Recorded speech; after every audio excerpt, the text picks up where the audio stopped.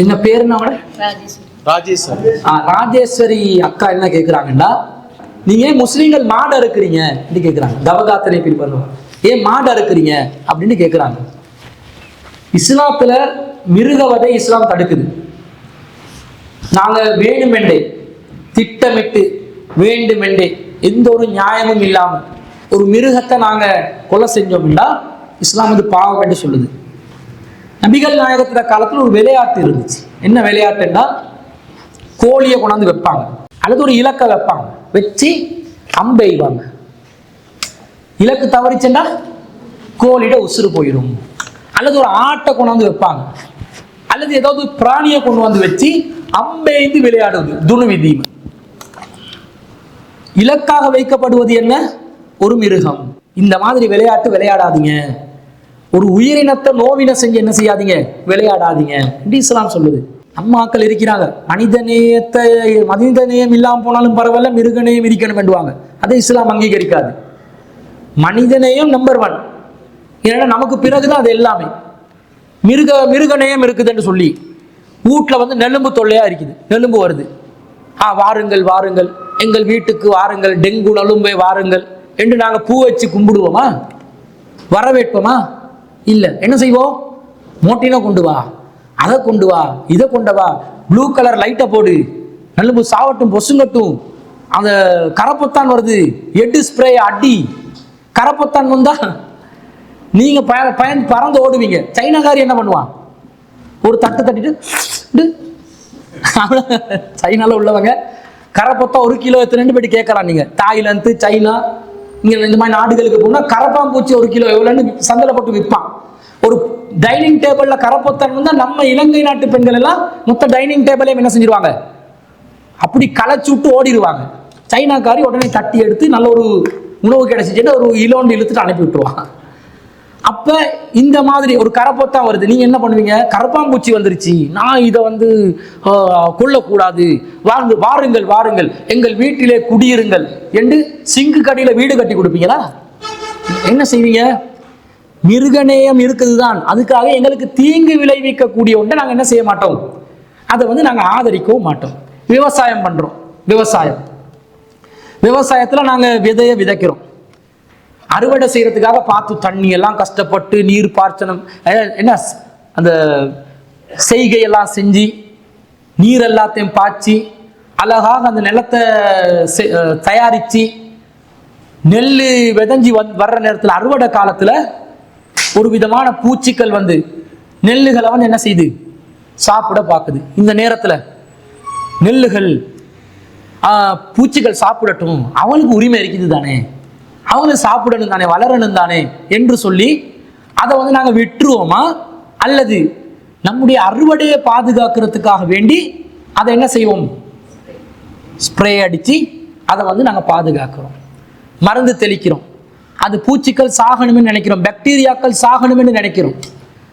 அப்ப அடுத்ததாக மனுஷன் நிலைமை எப்படி ஆகுதுண்டா, மனுஷன் மிருகங்களை இறக்கமா வச்சுக்கொள்ளத்தான் செய்யறான். இஸ்லாம் மார்க்கம் அதை சொல்லுது. அதே நேரத்துல எங்களுக்கு தீங்கிழைக்கக்கூடிய ஒன்றா இருந்தா அந்த மிருகங்களை நாங்க அழிக்கிறதுக்கு முயற்சி செய்கிறோம். இதே போன்றுதான் மனிதர்கள் தங்களுடைய தேவைக்காக வேண்டி ஒரு மிருகத்தை அழிச்சு சாப்பிடலாம், பயன்படுத்திக் கொள்ளலாம் என்று இஸ்லாம் சொல்லுது. இது மாடு மட்டுமில்ல பிரச்சனை. ஏன் முஸ்லிம்கள் மாடு இருக்கிறீங்கன்னு கேட்டா, மாடு மட்டுமா நம்ம மக்கள் இருக்கிறான், கோழி இருக்கிறான், ஆடு இருக்கிறான், எல்லாத்தையும் தான் இருக்கிறான். மீனை வெட்டி சாப்பிடுறோம், எல்லாம் உயிரினங்கள் தானே. இந்த எல்லா உயிரினங்களுடைய விஷயத்துல என்ன உள்ளடக்கம்? தெருவில் போற ஒரு நாய, பூனைய அல்லது ஒரு விலங்க தேவையில்லாமல் நோவினை செய்தால் பாவம் என்று சொல்ற அதே இஸ்லாம் என்ன நமக்கு சொல்லி தருது தெரியுமா? 2வது அத்தியாயத்துல வசனத்துல சொல்லுது, ஹுவல்லதி ஹலகலகும் மா ஃபில் அர்லி ஜமீஆ, இந்த பூமியில் உள்ள அனைத்தையும் அவன் உங்களுக்காகத்தான் படைத்திருக்கிறான், நீங்க அனுபவிக்கணும்.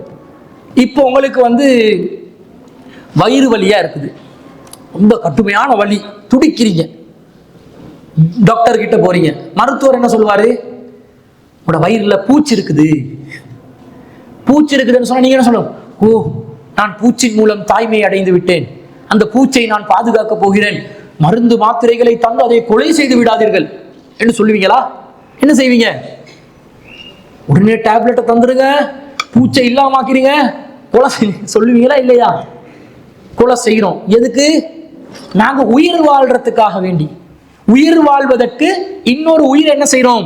பொசுக்குறோம். இப்ப உங்களோட கை இப்படி பாக்குறீங்க, நீங்க ஏதாவது ஒரு பூச்சி இருக்கிறது விளங்குதா? ஒரு உயிரினம் விளங்குதா? உயிர் அங்கி ஏதாவது விளங்குதா? ஒன்றும் விளங்காது. பாக்டீரியா விளங்குதா? ஒன்றும் விளங்காது. இதே மருத்துவ ரீதியாக உள்ள ஒரு கண்ணாடியை போட்டு மைக்ரோஸ்கோப்பை வச்சு நீங்க கையை பார்த்தீங்கன்னா இப்போ உங்களோட கையில எத்தனை லட்சக்கணக்கான பாக்டீரியா இருக்குது தெரியுமா? நிறைய இருக்குது. நீங்க சாப்பிடும் போது எதெல்லாம் சேர்த்து சாப்பிடுறீங்க தெரியுமா? பாக்டீரியாவையும் சேர்த்து தான் சாப்பிடுறீங்க. கையில் இருக்கிற பாக்டீரியாவையும் சேர்த்து தான் சாப்பிடுறீங்க. அதனால மருத்துவர்கள் சொல்றாங்க, உங்களுக்கு தீங்கு வரலாம், கிருமிகள் வரலாம், நோய்வாய்ப்பட்டு செல்லலாம். கைகளை சாப்பிடுவதற்கு முன்னால் நன்றாக கழுவி கொள்ளுங்கள். கொரோனா காலத்தில் நாங்கள் யாருக்காவது கை கொடுத்தோமா? ஏன் கொடுக்கல? கையால வைரஸ் கைக்குள்ள தொற்றிக்கொள்ளும். கழுவுங்க, வைரஸை இல்லாம. இப்ப நீங்க சவக்காரம் போட்டு 2 கைகளை சுத்தம் செய்வதாக ஒரு காரியம் செய்றீங்களே, என்ன செய்றீங்க தெரியுமா? நீங்க வைரஸ்களை கொலை செய்து கொண்டிருக்கிறீர்கள். என்ன அர்த்தம்? நீங்க ஆரோக்கியமா வாழணும், அதுக்கு கண்ணுக்கு விளங்காட்டி பரவாயில்ல, செத்து போட்டோம்.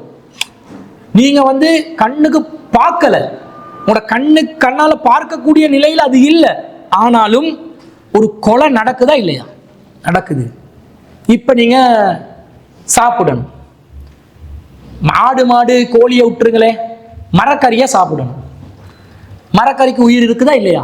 விஞ்ஞானத்துல தீனம் அறிவுபூர்வமாக அறிவியல் ரீதியாக ஒவ்வொரு மரத்துக்கும் உயிர் உண்டு. உயிர் உள்ளதனால தான் அது வளருது. உயிர் இல்லாட்டி வளருமா? ஒரு கல்லை, இந்த மைக் வளருமா? நான் எத்தனை அவர் பேசினாலும் இந்த மைக் இப்படி பெருசாகி கொண்டு போமா? அது அதே இடத்துல தான். ஏன்? உயிர் இல்லை. இந்த கேமரா வளருமா?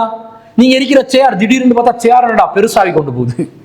உயிர் இல்லை, அது அதே சைஸ்ல தான் இருக்கும், அதே வடிவத்துல தான் இருக்கும்.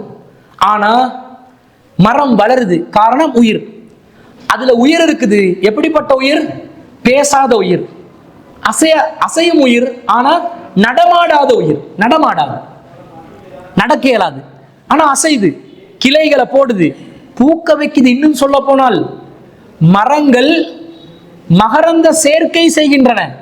பிரஜனனே, சாக்க பிரஜனனே. ஆண் மரம் பெண் மரம் இணைகிறது பூக்களூடாக, இல்லையா? அப்ப அவங்க புள்ள குட்டியெல்லாம் பெற்றுக்கொள்றாங்க. மரங்கள் எங்களுக்கு விளங்காது. உயிர் இல்லைன்ற முடிவுக்கு எடுப்போமா? மாமிச உணவு சாப்பிடவே மாட்டேன், மாடு அறுக்கவே மாட்டேன், இறைச்சி சாப்பிடவே மாட்டேன்.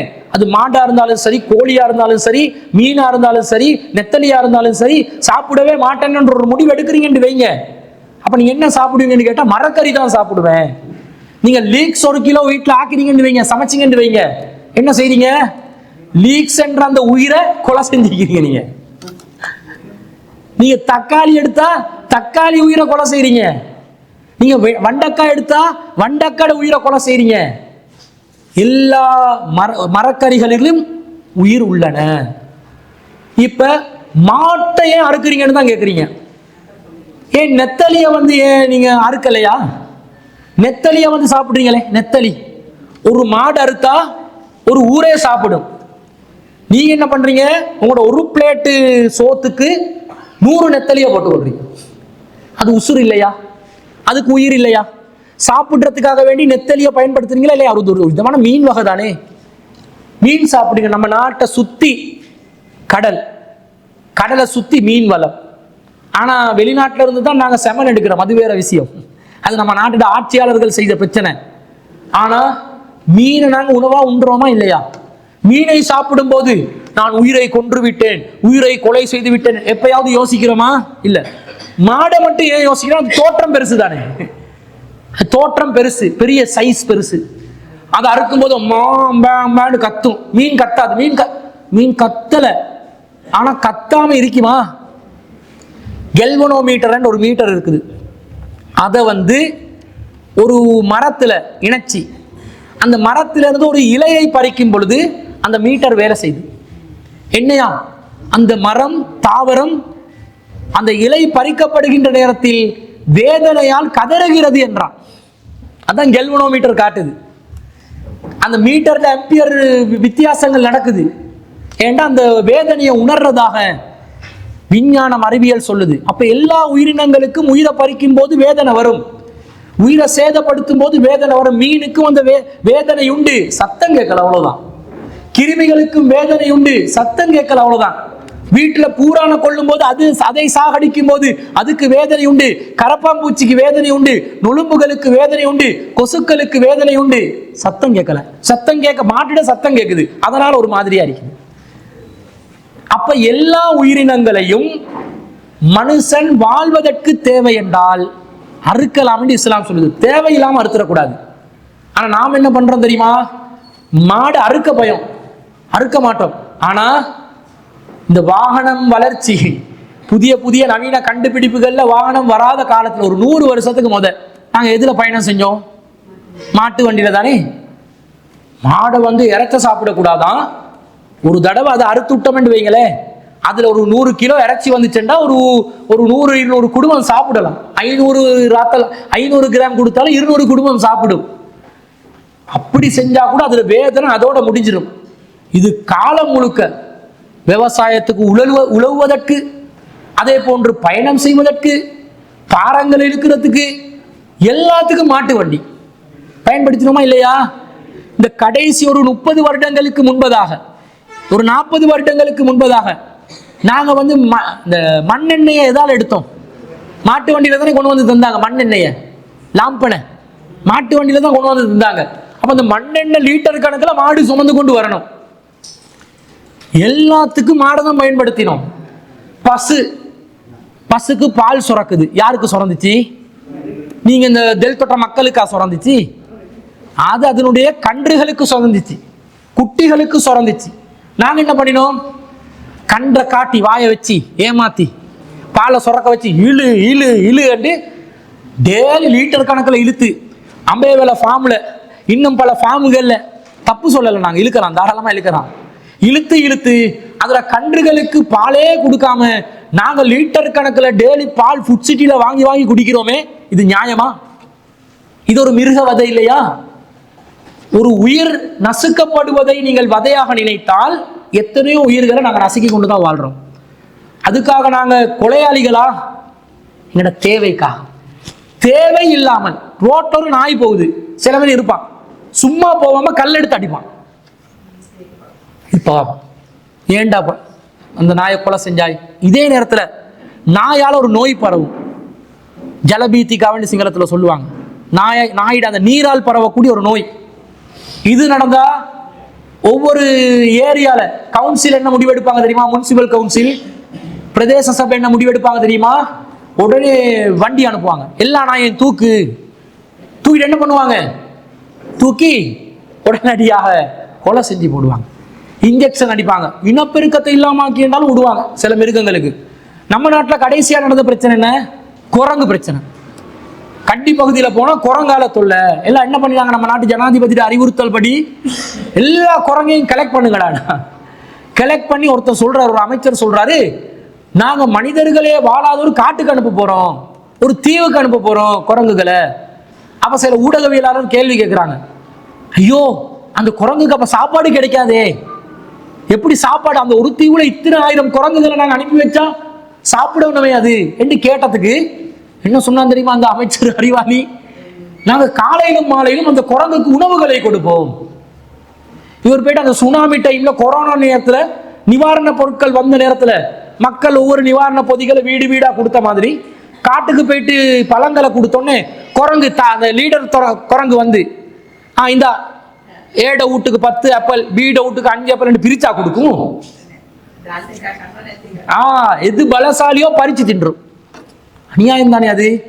ஆனா இப்ப அப்படியேண்டா, நீங்க குரங்குகளை காட்டுக்கெல்லாம் அனுப்பாதீங்க, கண்டிலே வைங்கண்டா. நீங்க நடந்து போகும்போது அவங்களோட பர்ஸை தூக்கி போயிட்டுரும். தொல்லை வரும்போது அதுல சுதந்திரத்தை நாங்க மட்டுப்படுத்துறோமா இல்லையா? சுதந்திரத்தை கெடுக்கிறோமா இல்லையா? உயிரை பறிக்கிறோமா இல்லையா? அதுல பொருளை நாங்க வேற ஒன்றுக்கு பயன்படுத்துறோமா இல்லையா? சரி, மாட்டரைச்சி சாப்பிட மாட்டோம், ஆனா டோல்கி அடிப்போம். இப்படி அடி மச்சான் அடி, வீட்டுல பாட்டி போகலாம். என்ன செய்யணும்? தப்லா அடிக்கணும். இசை கருவி வாசிக்கிறான். படையப்பா படையப்பா. இந்த சத்தம் வருதே எதுல வந்துச்சு? மாட்டுத்தோல். மாட்டுக்கறி சாப்பிடாதீங்க, தோலை பதம் பார்த்து அடிங்க. மாட்டுக்கறி சாப்பிடாதீங்க, நல்ல லெதர்ல பெல்ட்டை போடுங்க. மாட்டுக்கறி சாப்பிடாதீங்க, அதுல தோலை காலில் போட்டு மிதிங்க. அப்ப ஏதோ சம்திங் நாங்க எங்களுக்கே முரண்பட்டு கொண்டிருக்கிறோம். விலகுதா இல்லையா?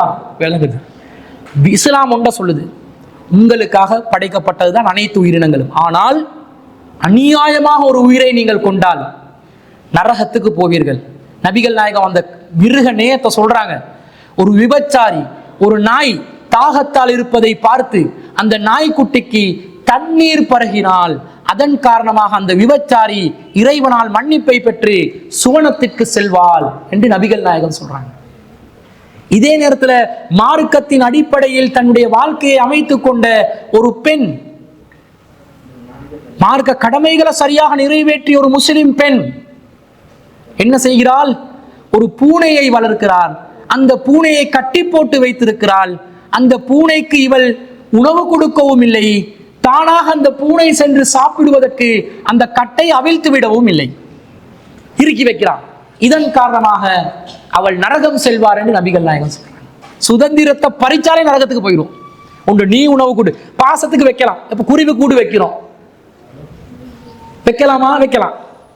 மீன் டேங்கி வைக்கலாம். என்ன கடமை? கண்டிஷன் என்னது?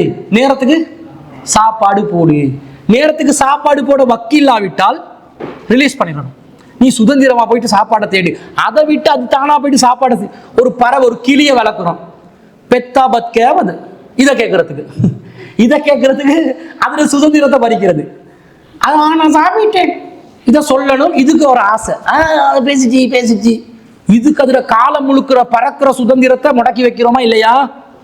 சரி, மனுஷண்ட ஆசை இப்படிதான், கண்டதே ஆசைப்படுவான்.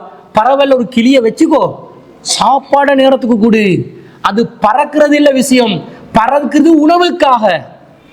அந்த உணவை கொடுத்துரு, நேரத்துக்கு ஜோடியை சேர்த்துரு.